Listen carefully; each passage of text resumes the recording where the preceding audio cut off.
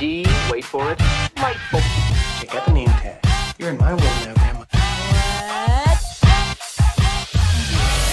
What's up, nerds, and welcome to my week in review, where I come to you every Sunday with 3 stories from this past week that I find interesting, and we can discuss them.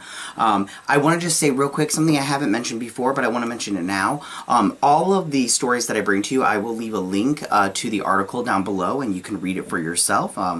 And everything, but let's just dive right in. So Sony has announced that they have sold over 91 million PlayStation 4 systems around the world. Now, there were rumors earlier this year that Sony had managed to sell over 9 million PlayStation 4 consoles worldwide following a ridiculously packed holiday season.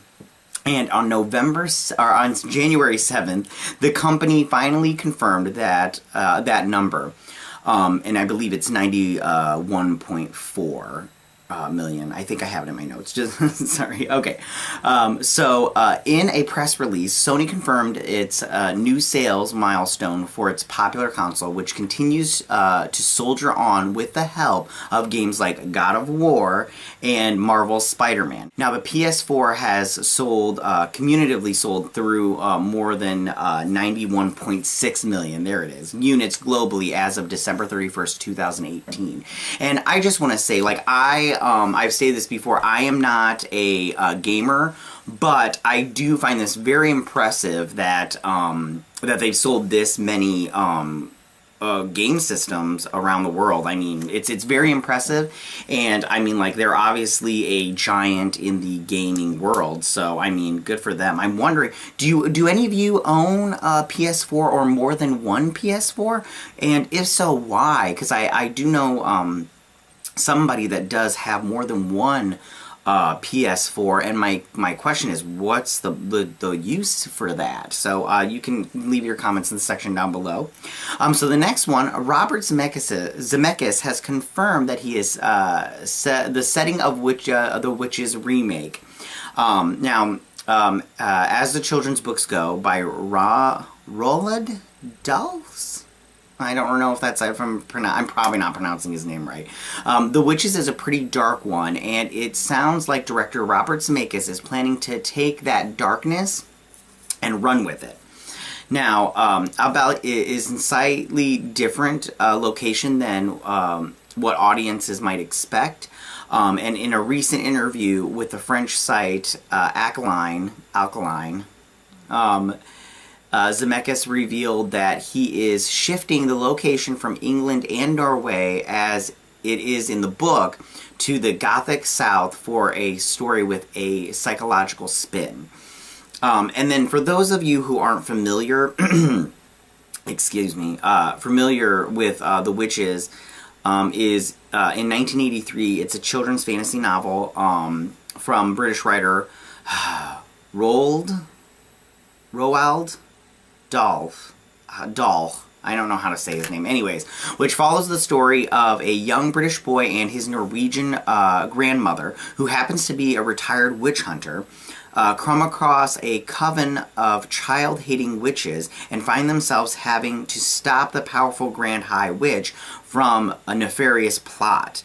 In 1990, the book was adapted into a film by director Nicholas Roeg.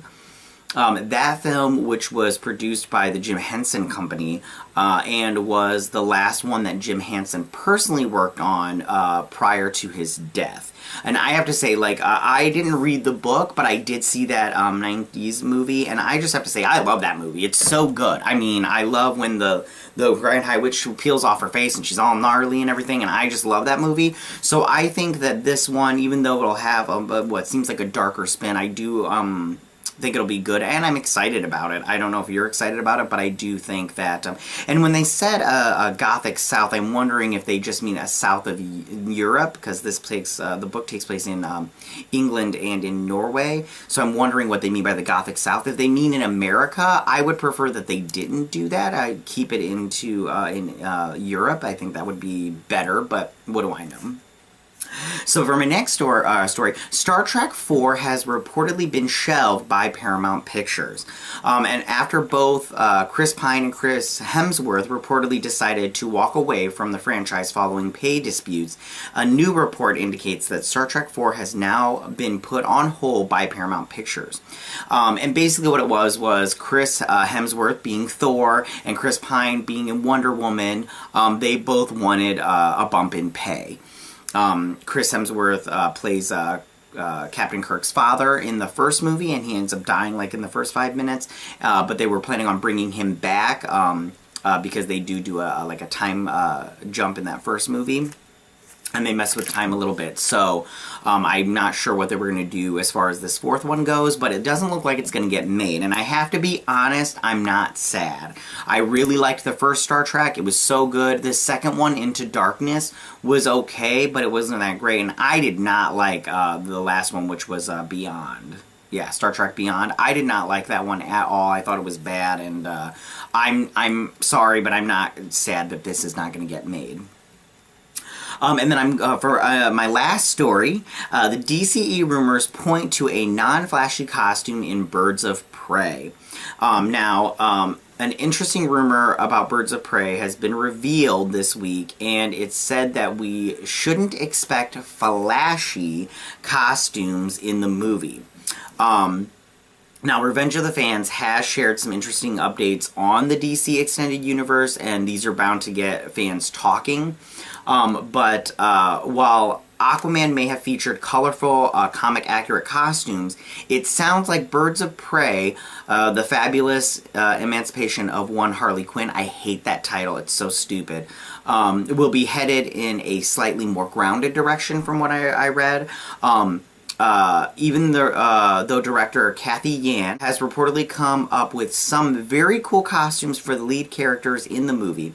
And it is said that the filmmaker has gone from far less flashy design concepts.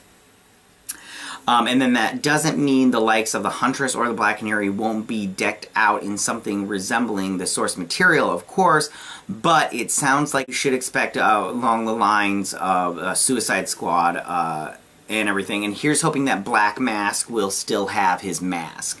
I am not a purist when it comes to casting, but when it comes to costumes, I am a purist. I mean, and not necessarily the comics, but some iteration of the costume, and it has to be accurate. Like, I know Black Canary has had a slew of costumes, but she has to have the fishnets. That's a must for me personally. She has to have the leather jacket, and then she has to have a blonde wig of some sorts. But I did see some fan art of it, and the actress that plays her is black and everything. So maybe they did put some like blonde highlights in her hair, which I am a fan of. Or if they just do a wig, I'm fine with that. And like I said, Black Mask has to have his mask. The Huntress, she doesn't have to have the pointy things on her mask, but she has to have a mask and everything. I just, yeah, that's my thoughts on that. I just really am, like, when it comes to costumes, I kind of am a purist. So, tell me, what did you guys think about these 4 stories? How do you feel about PlayStation selling over 90 million consoles?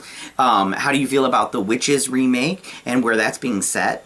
Are you bummed that Star Trek 4 is not getting made? And how do you feel about the costume rumors from Birds of Prey? I'm not going to say the subtitle, it's stupid. And everything. And you can leave your comments in the section down below. If you like this video, please hit that like button. If you are new to my channel, please hit that subscribe button. I would greatly appreciate it. And I will check you guys later next week on my Week in Review, which will be every Sunday. Bye! Hey nerds, if you like this video, go ahead and click that Geek What icon and subscribe. And if you like this video, go ahead and join me every Sunday with my Week in Review.